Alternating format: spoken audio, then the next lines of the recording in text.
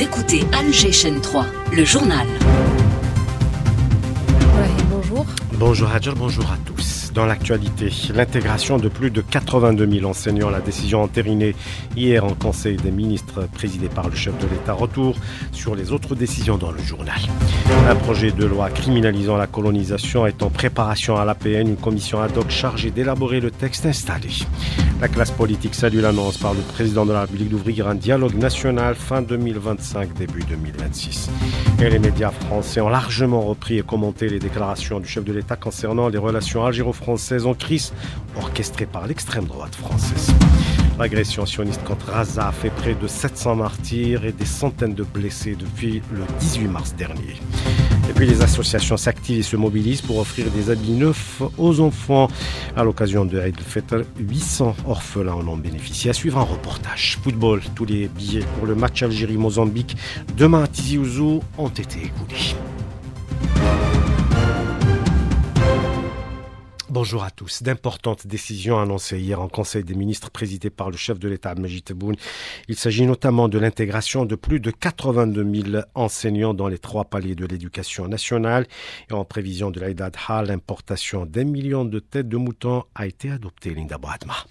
En perspective de Eid al-Adha et dans le souci de préserver le pouvoir d'achat des Algériens, de stabiliser les prix et d'assurer la disponibilité sur le marché du mouton pour le sacrifice, le président Abdelmajid Tebboune a donné son accord pour l'importation d'1 million de têtes de moutons. Cette opération d'importation sera exonérée d'impôts.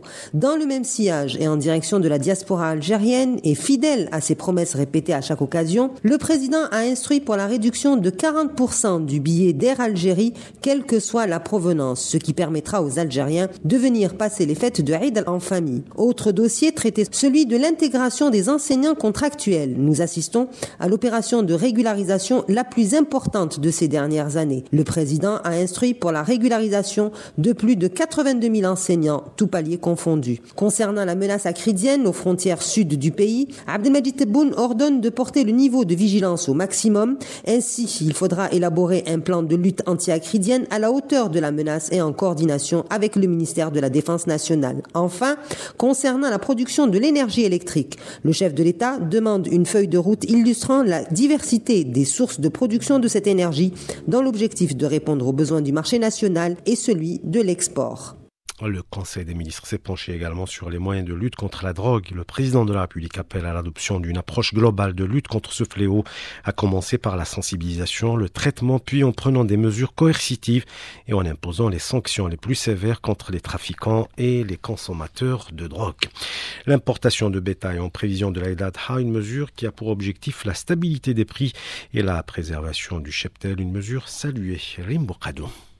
L'Algérie a décidé d'importer jusqu'à 1 million de moutons pour répondre à la demande et stabiliser les prix sur le marché local. Le coût total de cette opération est estimé à près de 260 millions de dollars. Brahim Gendouzi, économiste. Il est clair que le président de la République veut perpétuer le rituel abrahamique en permettant aux citoyens d'accéder au sacrifice du mouton à des prix raisonnables. Mais c'est surtout pour préserver l'espèce ovine locale qui est de très grande qualité. Il est question aussi de mettre en place une stratégie pour contrer les manquements enregistrés dans la filière de l'élevage, mais également d'assurer un approvisionnement régulier du marché en autorisant l'importation de bétail en provenance de certains pays africains dans le cadre du troc. Une démarche saluée par Brahim Amrani, vice-président de la Fédération nationale des éleveurs. C'est une sage décision, vu la rareté et donc la cherté de ce produit. Donc on ne peut pas pénaliser le citoyen. Il doit trouver moyen d'acquérir au prix à l'élite. C'est tout à fait légitime, c'est tout à fait louable de la part du président, mais très encourageable aussi. Privilégier l'intérêt du pays et consolider la cohésion sociale sont à l'ordre du jour, notamment à travers l'application de sanctions sévères portant atteinte à la richesse animalière et à la sécurité alimentaire du pays.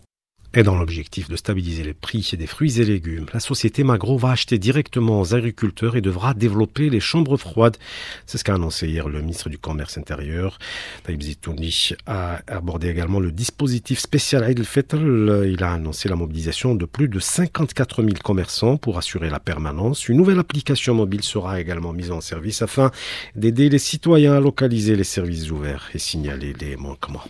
La classe politique salue l'annonce par le président de la République République d'ouvrir un dialogue national fin 2025, début 2026. Un dialogue qui interviendra une fois tous les problèmes hérités, a précisé le chef de l'État lors de l'entrevue périodique diffusée samedi soir. Ce dialogue est nécessaire, souligne Hadj Belrouti, vice-président du Front Al-Mustaqbal. On l'écoute. Il est devenu indispensable de mener des réformes profondes dans le domaine politique. Cela ne pourra être réalisé qu'à travers un dialogue constructif et apaisé. Un dialogue responsable entre le président de la République d'un côté et les partis politiques de l'autre. Il a insisté sur la nécessité d'aller vers un changement radical, une transformation de la vision politique et l'élaboration d'une nouvelle philosophie nationale responsable. Il insiste également sur le fait que chacun doit consentir des sacrifices pour servir ce pays et que le service de la nation doit être placé au cœur des programmes politiques. De son côté, la présidente du parti TEJ, Fatma Zohra Zarouati, salue l'initiative. L'ouverture du dialogue national à cette étape de l'Algérie est d'une importance capitale et constitue une anticipation des étapes à venir. Il ne faut pas oublier maintenant à des défis majeurs et sans précédent qui exigent de nous des efforts pour renforcer le sentiment d'appartenance et protéger la nation contre toutes les menaces. Le parti TEJ considère que le dialogue national vise à instaurer aussi un consensus sur l'avenir que nous souhaitons pour notre nation, une nation inclusive pour tous ses enfants et un rempart contre ses ennemis et ceux qui lui veulent du mal. Et puis la presse et les médias français ont également largement repris et commenté les déclarations du président de la République lors de son entrevue périodique avec les représentants de la presse nationale concernant les relations algéro-françaises en crise ces derniers temps en raison de l'acharnement de l'extrême droite française contre l'Algérie et les attaques du ministre de l'Intérieur français Bruno Retailleau. Lies Darrini.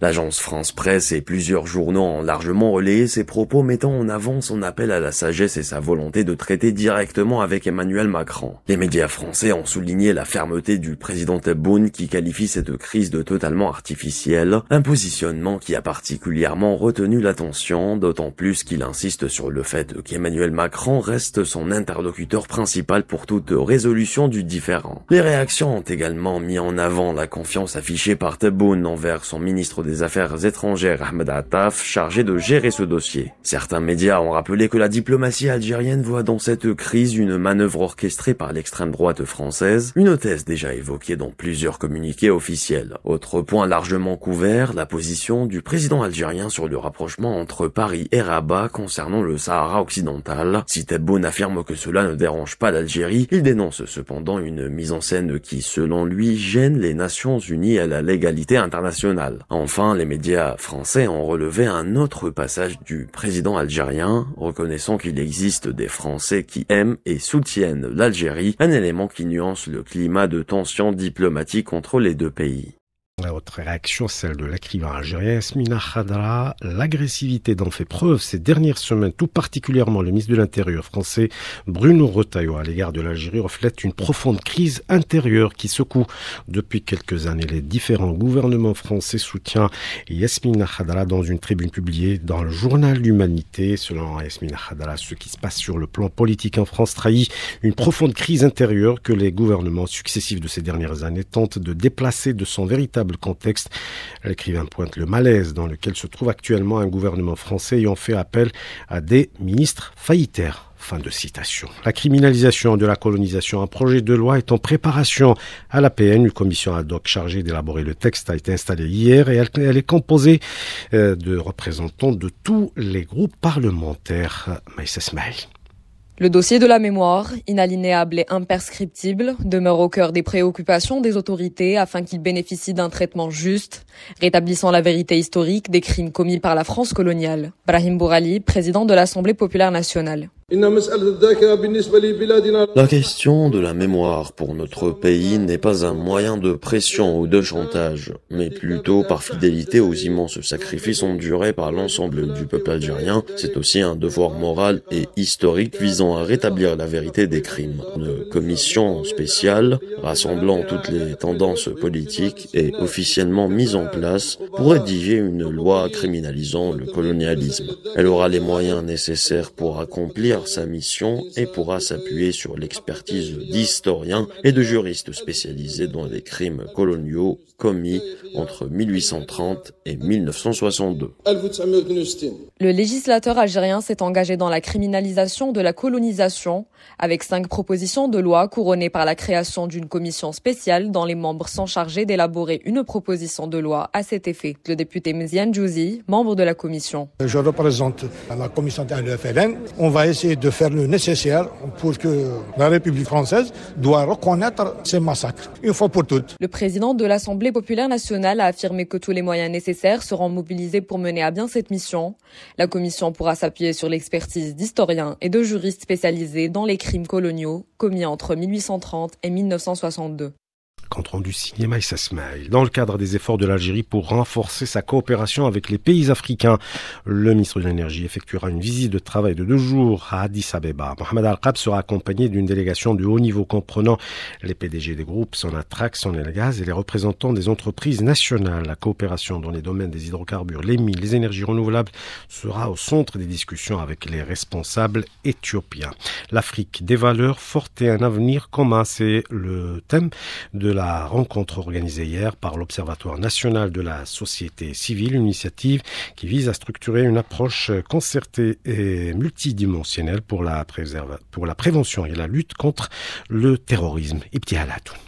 Un forum stratégique est mis en place pour structurer une réponse coordonnée et efficace face aux menaces sécuritaires. Selma Barta Mansouri, secrétaire d'État auprès du ministre des Affaires étrangères chargé des affaires africaines. Un mémorandum qui permet désormais d'accompagner les efforts et l'élan de la société civile algérienne pour accompagner l'élan de solidarité au niveau continental qui vise à contribuer aux efforts continentaux de lutte contre le terrorisme. C'est un mémorandum qui va permettre désormais de favoriser la synergie d'action de la société civile et faire en sorte qu'il y ait plus de cohérence, plus de synergie et plus d'accompagnement dans le travail de la société civile. La société civile joue un rôle important dans la prévention du terrorisme. D'ailleurs, un accord est signé pour renforcer le partenariat entre le Centre de l'Union africaine et l'Observatoire national de la société civile.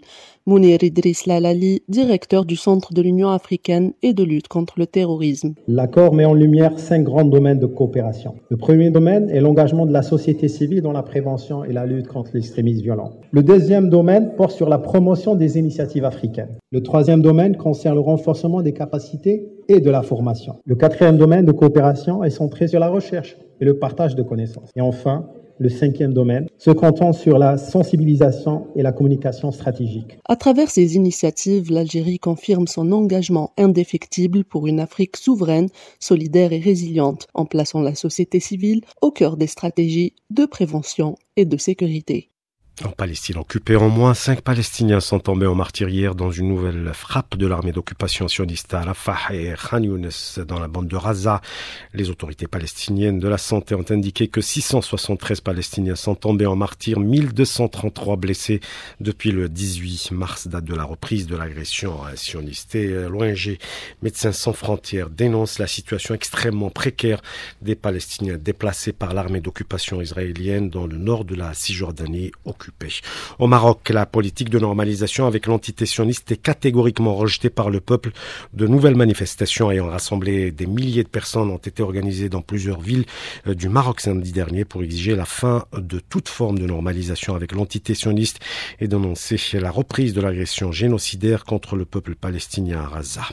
La Russie et les États-Unis se retrouvent ce lundi en Arabie Saoudite pour des négociations qualifiées d'emblée de difficiles par le Kremlin visant à instaurer une trêve partielle en Ukraine après plus de 3 ans de guerre. Trump affirme vouloir mettre fin aux hostilités et à dépêcher ses émissaires à Riyad pour des pourparlers avec les 2 parties. L'Aïd el-Fitr chez nous, c'est dans quelques jours et c'est de tradition. Les associations s'activent et se mobilisent pour offrir des habits neufs aux enfants. C'est le cas de l'association Piété de Bienfaisance qui a organisé une opération Keswet l'Aïd au profit de 800 enfants orphelins. Reportage Maël 15.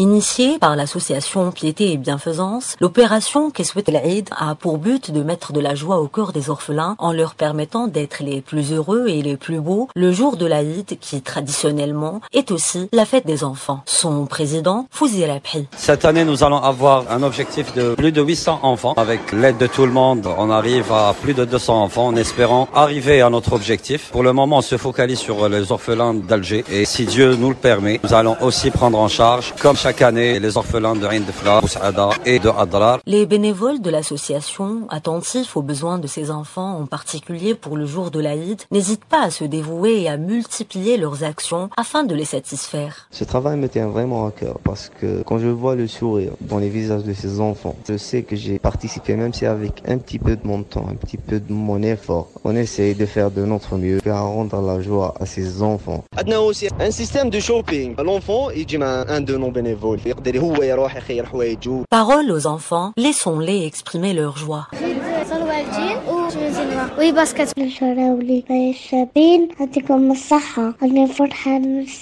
merci beaucoup. Associations, donateurs, tous les efforts déployés dans un élan d'empathie et de solidarité convergent vers un seul objectif, que cette fête soit une journée pleine de liesse et de gaieté pour ces jeunes orphelins, fiers de porter de nouveaux habits le jour de l'Aïd, comme le prône la tradition religieuse. Et puis en culture, tombée de rideau de la 14e édition du Festival national de la chanson Chabi au Palais de la Culture, une culture marquée par de vibrants hommages et de remises des prix. Fatah Boumahdi.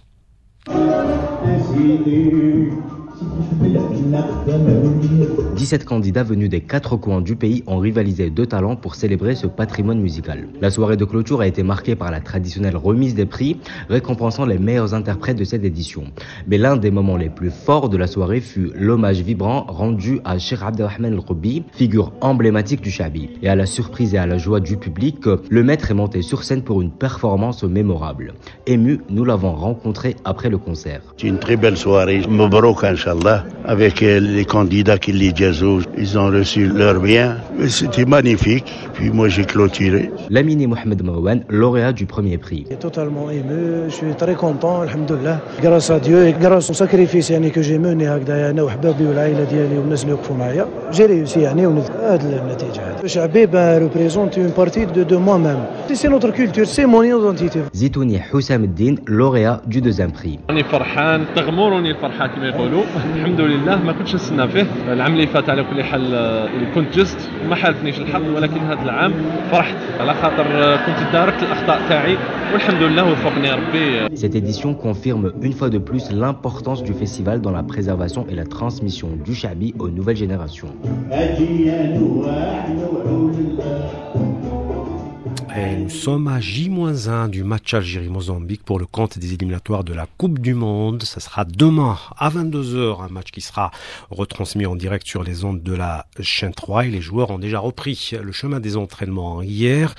Le match se jouera à 22h au stade Hussein Ahmed de Tizi Ouzou. Sachez que tous les billets ont été écoulés hier en quelques heures seulement. Et puis en natation, Jawad Sayoud a remporté hier la finale du championnat de Bretagne disputé à Rennes dans la spécialité du 200 mètres 4 nages avec un temps de 2 minutes et 47 centièmes. C'est la fin de ce jour-là. Merci de l'avoir suivi. La météo à James Saouti.